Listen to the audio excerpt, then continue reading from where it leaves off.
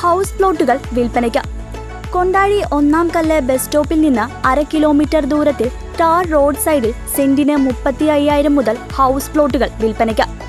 Phone 9947 645007 9497 650076.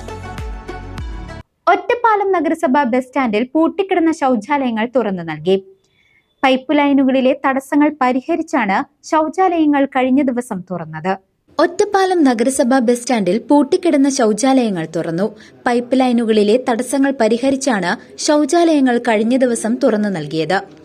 ശൗചാലയത്തിൽ മലിനജലം പുറത്തുപോകാതെ കെട്ടിക്കിടക്കുന്ന സ്ഥിതിയായതോടെയാണ് അറ്റകുറ്റപ്പണികൾക്കായി 4 ദിവസം അടച്ചിട്ടത്. ആദ്യം മാലിന്യം പോകുന്ന ടാങ്കിലാണ് പ്രശ്നമെന്ന വിലയിരുത്തലിൽ ടാങ്ക് പൂർണ്ണമായും വൃത്തിയാക്കിയിരുന്നു.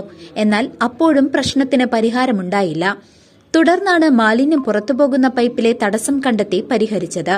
ഒറ്റപ്പാലം സ്റ്റാൻഡിലെത്തുന്ന യാത്രക്കാരുടെയും തൊഴിലാളികളുടെയും ശങ്ക തീർക്കാനുള്ള ഏക സൌകര്യമാണ് 4 ദിവസത്തോളം പൂട്ടിക്കിടന്നത്. പ്രശ്നങ്ങൾ പരിഹരിച്ച് ശൗചാലയങ്ങൾ പഴയപടി പ്രവർത്തനം തുടങ്ങി. News desk CCV.